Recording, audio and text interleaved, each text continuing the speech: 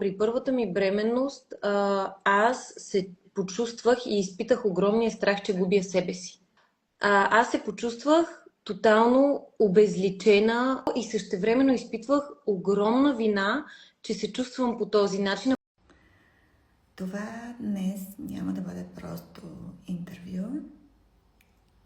Това е пространство за истина, пространство, в което сваляме маските.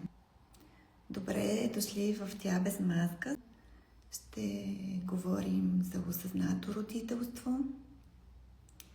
Ще говорим за сваляне на маските, не тези, които светът вижда, а тези, които дори ние самите не осъзнаваме, че носим. Днес искаме да представим Нора в една съвсем друга светлина. Тя днес се вълнува най-много от семейството си. Очаква второ дете, очаква дъщеричка, така че супер вълнуващ момент. Така че днес ще си говорим за бременността, за майчинството. И аз винаги си мисля, че майчинството е като едно абсолютно ново начало. И това е една друга идентичност. Преди да се бременеем, ние имаме една идентичност. Ние сме дъщери, дъщери, съпруги, момичета, а сега изведнъж и майки.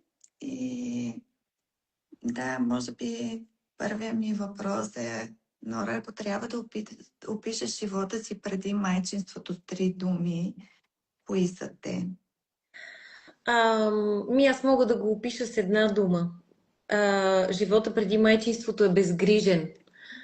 Честно казано, според мен, това, което виждам в себе си, разбира се, аз говоря от мое име, но най-голямата промяна, както сама ти каза, той е друг живот, след като се родят децата, е, че човек осъзнава колко свободен и безгрижен е бил преди децата. Защото ако тогава си разполагал с 24 часа в денонощието, които да прецениш как да разпределиш, сега вече центъра и тежестта са изместени към насочване на цялата ти енергия да създадеш един качествен човек и ако евентуално стане нещо, там да си откраднеш малко време за себе си.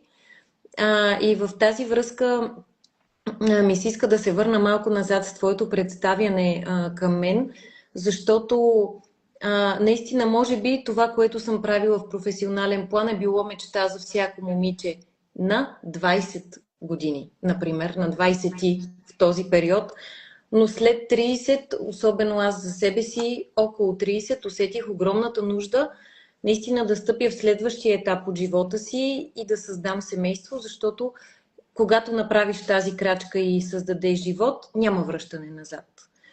И тогава, нали, виждаш новата действителност, сблъскваш се с нея, опипваш я, опознаваш я и свикваш да живееш по този начин, тъй като не си познавал този живот до този момент.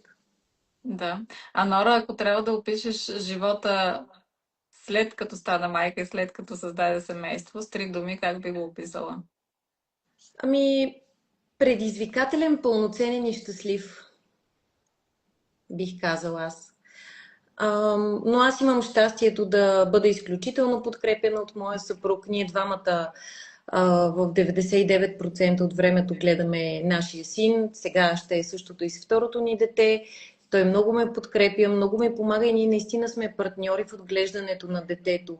Няма я тази диференциация между това майката да отглежда детето и бащата да и помага. Не, ние заедно отглеждаме нашия син и аз съм много щастлива и това ми даде кураж да искам второ дете, защото повечето хора разчитат на баби, дядовци, приятели, на обществото да им помага, а пък ние сме двамата, но аз имам пак тази сигурност благодарение на него. Да. Нора, ти каза нещо, което много ми хареса, защото знам, че много майки ще се припознаят. Няма връщане назад. След това употреби думата кураж. Много теми засегна, но исках да те попитам какви са понеже тригърите, това, от което ние се страхуваме, е изключително важно да бъде осъзнато от майките, за да могат да започнат да мислят как да разрешат проблемите. Кои са, може би, твоите най-големи страхове? Ами, знаете ли, аз сега ми е много по-лесно да говоря след като имам втора бременност, защото тези страхове ги изпитах и сега работя върху това да не ги изпитвам Мгм. отново, нали, да е по-осъзната цялата работа. Това, за което и вие много ми помагате, изключително много ви благодаря. Но при първата ми бременност аз се почувствах и изпитах огромния страх, че губя себе си. Че аз точно тази крачка, която съм направила напред и няма връщане назад, аз се почувствах тотално обезличена, служейки на това малко същество и същевременно изпитвах огромна вина, че се чувствам по този начин, а пък те децата усещат повече, отколкото да разбират. И реално, според мен, това е проблема на всяка една млада, интелигентна и еманципирана жена, че ние много искаме деца, много често не можем да имаме деца.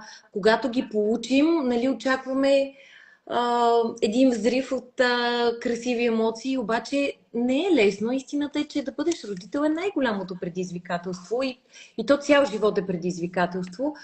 И тези две емоции, страха от това да загубя себе си и вината, че видиш ли, аз съм искала дете, а пък същевременно се чувствам виновна, че някак си позволявам да мисля, че то ме отнема от мен самата, е много неприятно чувство. И тук, може би, вие двете можете да обогатите моите чувства с вашите познания. Мен ми се ще е, Нора, защото ти засегна наистина теми, които сигурно съм, че много хора ще се препознаят в тях. В момента, когато станеш майка, това чувство на страх и на вина и много са интензивни. Ако останеш малко с това чувство, което тогава си усещала за първи път, като си станала майка, а, това чувство откъде идва, някак си отвътре или отвън, как го усещаш? Ам, ами, той идва отвътре, но със сигурност е много подбудено от хората, защото всеки, когато те види бременна, ти казва: много е хубаво да имаш деца, всеки ти казва хубавите страни. Толкова е прекрасно да те гледат тези две малки очи, да си им целия свят. Обаче хората всъщност не говорят за трудността, за периода, в който се мъчиш да кърмиш, пък не знаеш как за първи път е, за периода, в който спираш да спиш за неопределено време напред, нали, за чисто физическата умора. Някак си ние майките сме склонни, когато мине един тежък период от живота и детето започне да ни дава от себе си, много бързо да забравяме. И винаги една бременна жена създава у хората много топли усещания и те рядко съм срещала човек, който да каже: леле, ти си бремена, сега ако знаеш какво те очаква. Няма го това. И ти си създаваш една грешна идеалистична представа, че ще ти се роди дете и всичко ще е прекрасно и перфектно. И то като се роди, разочарованието идва вътре в теб самия, защото ти си го насъдил, но до голяма степен така отвън са ти помогнали да го създадеш.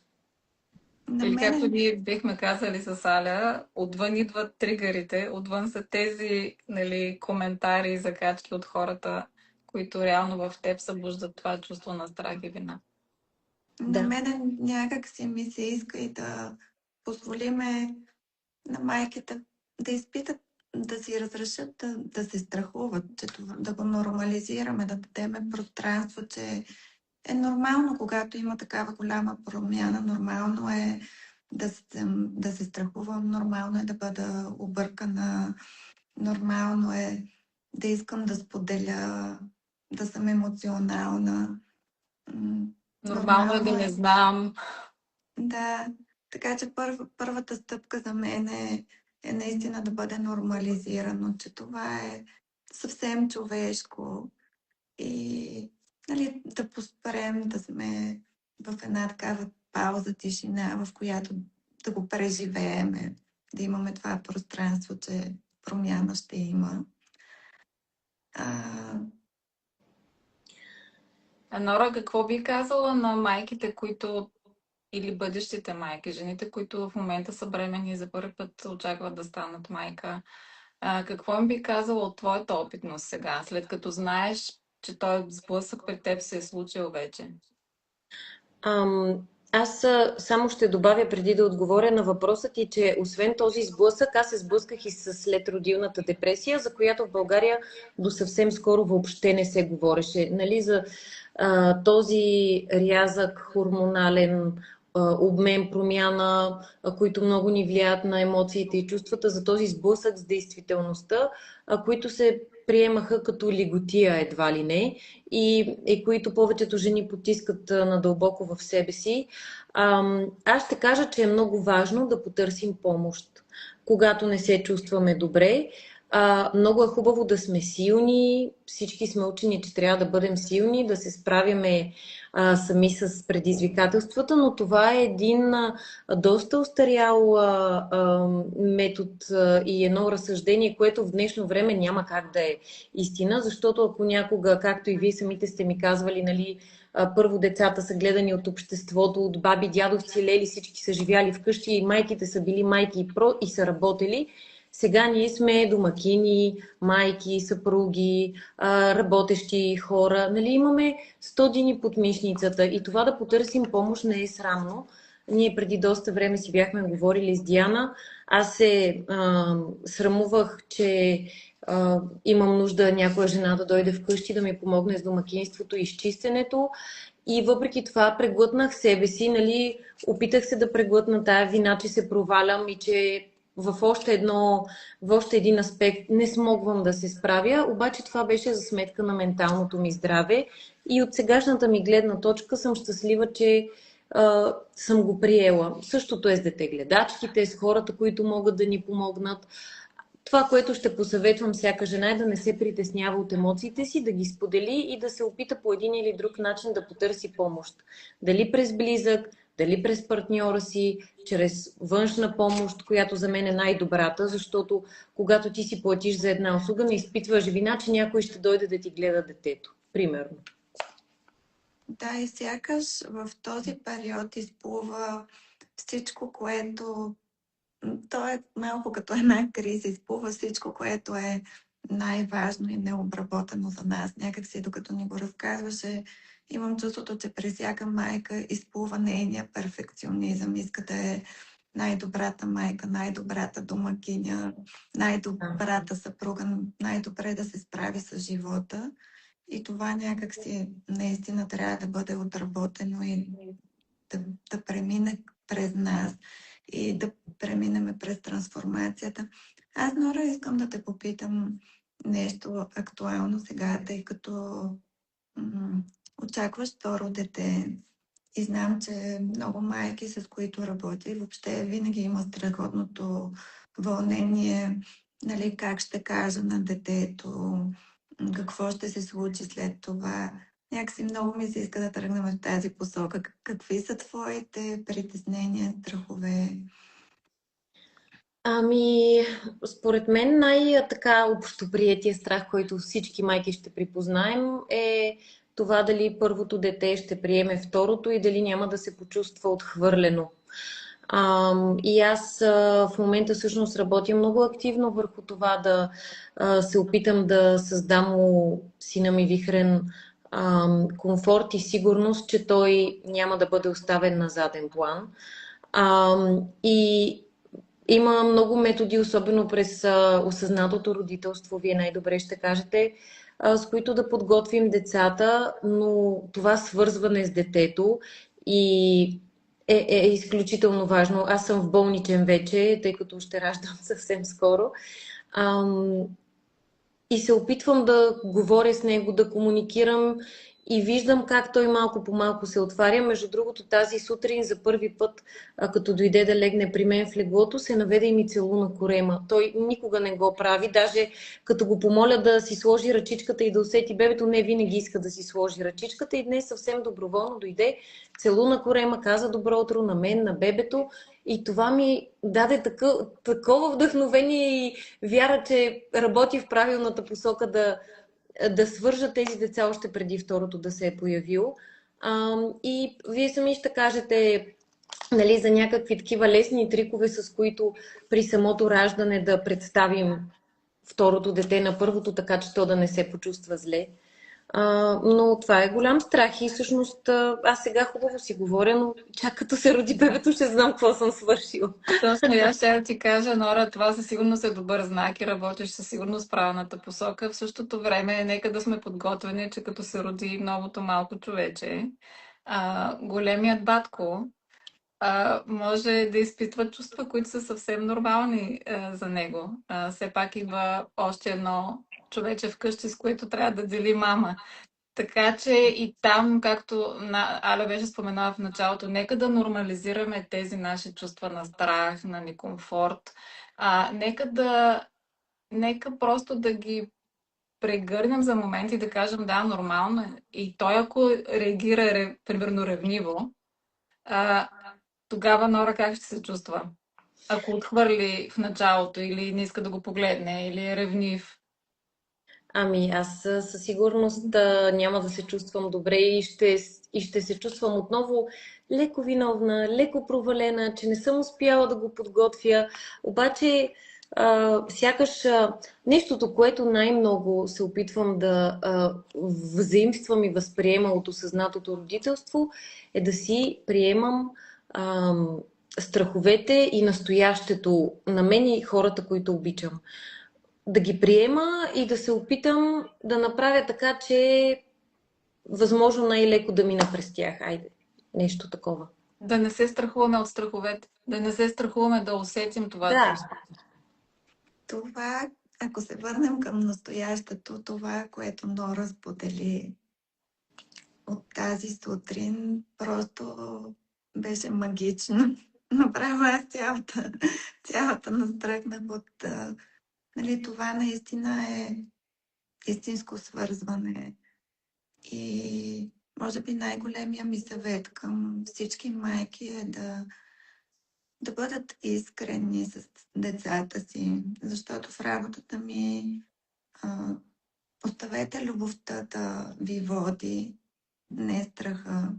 Разбира се, когато е необходимо, изисква малко работа, но съм срещала майки, които буквално се страхуват да кажат на детето си месеци наред, че очакват бебе. И вината наистина някой път може да бъде голяма. И съответно е необходимо малко да поработим по това, за да може да позволим едно такова красиво свързване. Разбира се, не всеки път ще бъде идеално. Някак си ми се иска, нали, започнахме с страховете и те са много важни. А какви са, Нора, най-хубавите моменти на това да бъдеш майка?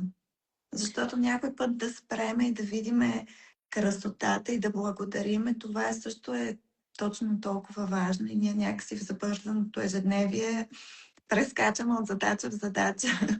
Какво е най-магичното? За мен най-големия подарък е да виждам как благодарение на... То е малко егоистично да го кажа, но аз ще го кажа. Благодарение на усилията, енергията и времето, които влагам в детето ми, да виждам как то се развива. Как започва да води разговор с мен, да има добри навици, да бъде в моите очи най-сладкото и най-доброто детенце. Ето, Вихрен е вече на 3, аз няма да забравя, връщат ми се много спомени сега от бебешките му периоди, а той беше трудно бебе, как хората ми казваха, още половин година и ще спре да плаче, още половин година и ще спре. И аз си казах, боже, половин година, как ще издържа? И сега 3 години и отгоре по-късно съм забравила този период и той... Ходя с него на сладкарница, говорим си като големи, той разсъждава. Вчера на детската площадка видя едно дете, дойде и каза, мамо, това е Батман, защото беше облечен като Батман, може ли да го почерпя бисквита? Нали, тези малки жестове, които той е видял, осъзнал, разбрал и сега ги прилага, са най-големия подарък. И сега, каквото и да си говорим, ние все още живеем в общество, в което чуждото мнение е много важно за нас. Аз се опитвам да се абстрахирам от него, но и работата ми винаги е била свързана с това. И когато видя някой близък да ми каже: мале, Вихрен, колко стихчета знае, колко хубаво се говори с него, това също ми е много приятно. Да получа валидацията на хората около мен, близките. Говорим, че аз се справям като майка и че това дете към момента върви в правилната посока. Пак казвам към момента, защото никога не знаем какво ще се случи утре. Нора, скоро очакваш да се роди неговата по-малка сестричка. Предполагам, че това е едно събитие, което очаквате с огромно нетърпение. Когато тя вече се роди и това се случи, какво е следващото нещо, което очакваш с голямо нетърпение? След раждането на бебето? След раждането на бебето. Леле, това е много труден въпрос. Защото към момента целият ми мироглед спира в момента, в който идва деня на раждането. Тук ме изненада. Крайната цел. Да, знаеш ли, аз сега ще помисля и ще ти отговоря, но ми е много интересно след това и други бремени жени да си кажат мнението точно по този въпрос в коментар, ако искат. Може би следващото голямо нещо, към което гледаме, адаптацията ни като 4-членно семейство.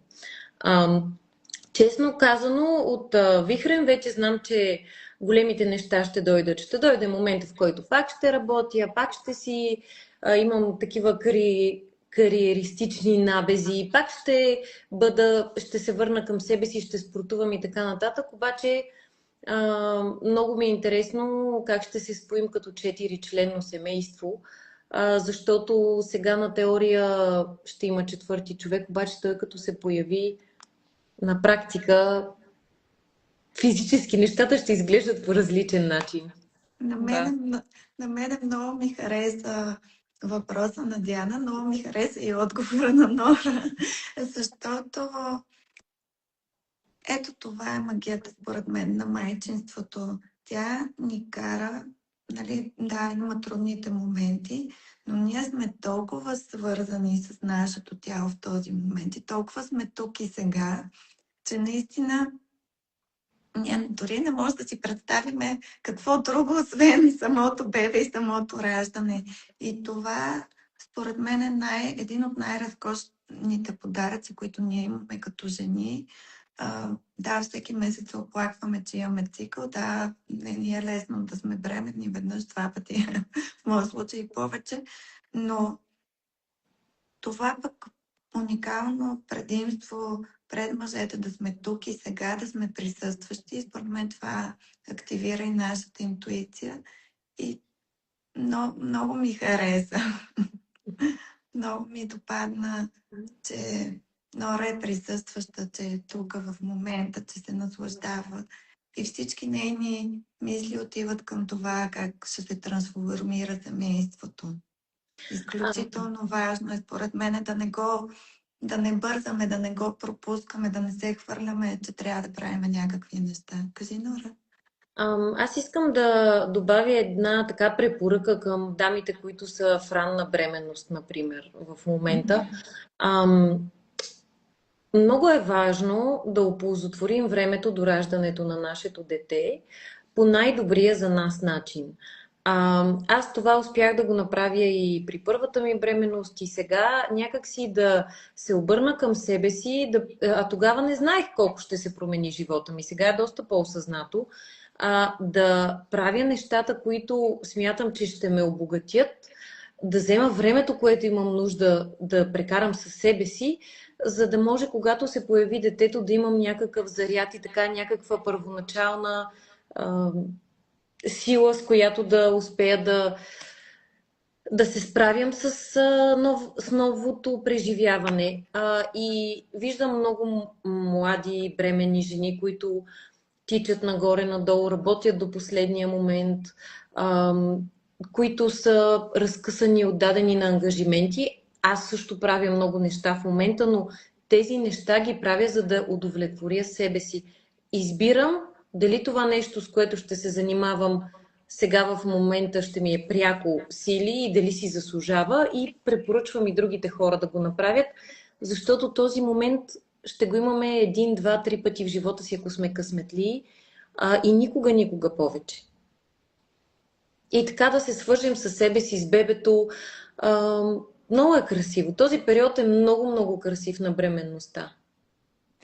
Толкова ми хареса това, което каза Нора. И във връзка с това, което каза, какво би посъветвала тези жени, които ще станат майки за първи, за втори път, няма значение? Единият съвет, който ще им дадеш, за да го направят по-лесно, това, което ги съветваш.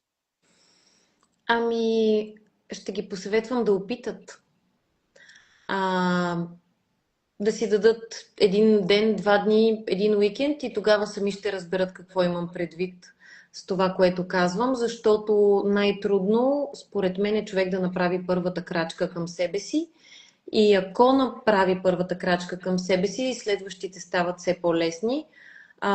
Аз години наред съм се раздавала за хората около себе си, винаги съм била супер лоялен служител, винаги съм поставила всеки друг пред себе си, обаче дойде един момент, в който осъзнах, че съм най-важна за моите деца, моето дете, и за да бъда тук за тях, трябва да се чувствам добре в себе си, и колкото и немодерно да звучи в България, колкото и егоистично до някъде да звучи, това е най-големия подарък, който можем да дадем на хората, които обичаме.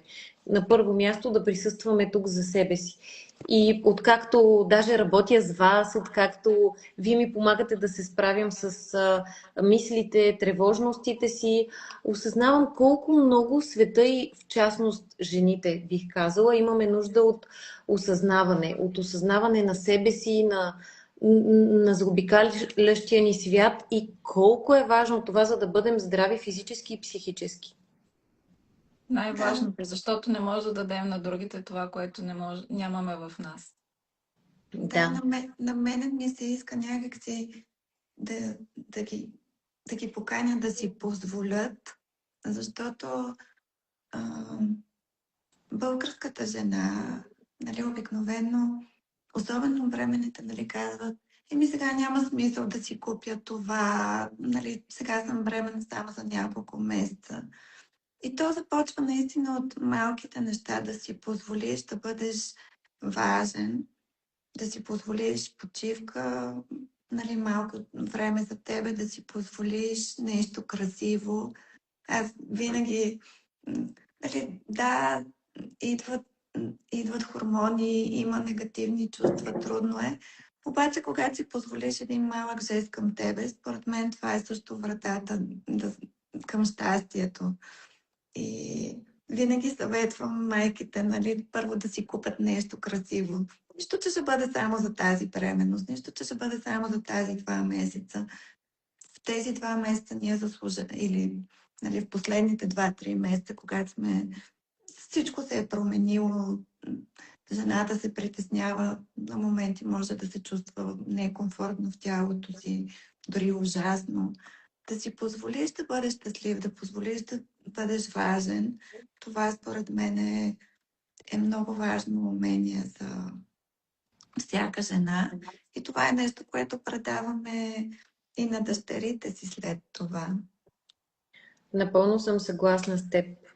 Даже аз след нашата среща съм решила да отида да си купя обувки, защото аз, да речем, съм от хората, които на мен ми остават по-малко от 2 месеца до раждането, и в момента точно не изпитвам нужда да си купя дреха, но си казвам: защо да не си купя един красив чифт обувки, които да си нося дълго време и да си спомням за този хубав период от живота си. И така ми дойде сутринта, в интерес на истината, като идея, и не го правя по принцип, не се възнаграждавам, и сега днес се събудих и си казах: аз май трябва да се възнаградя. Нека се грижим за себе си, нека не се страхуваме да вземем това малко време. Дали са обувки, дали е 5 минути спокойствие с чаша кафе сутрин, дали е нещо друго, което ни доставя удоволствие и ни зарежда. Нека да си го дадем, защото тогава ще можем да бъдем много по-пълноценни майки, съпруги, приятели и всичко, което пожелаем. Аз имам един последен въпрос към Нора. Ако дъщеря ти гледа това след години, какво би искала да почувства за теб тя? Каква жена искаш да й предадеш, че си? Ам, Искам да види в мен една увереност, че всичко се случва по правилния начин и всичко ще бъде наред, независимо от обстоятелствата. Защото в крайна сметка ние, въпреки външните обстоятелства и всичко, което се случва около нас, ние сме тези, които избираме как да възприемем света. И искам да й кажа, че много я обичам. Благодаря ви, момичета, жени, красиви.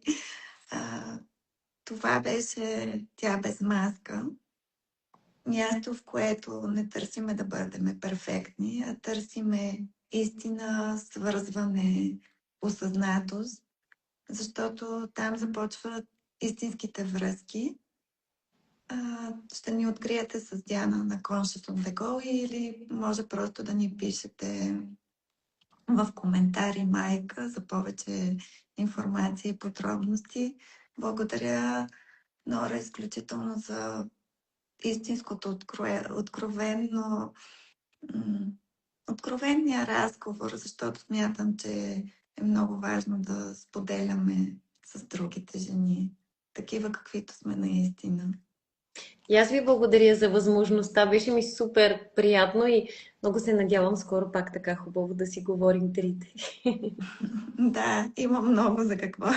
Така. Има толкова много теми и в същото време нека да поканим всички, които ни гледат. Ако това ви е докоснало, ако има други неща, които ви интересуват и бихте искали да чуете подобни разговори, може спокойно да ни изпратите едно директно съобщение, а ние с радост ще откликнем и ще бъдем пак тук с вас другия петък.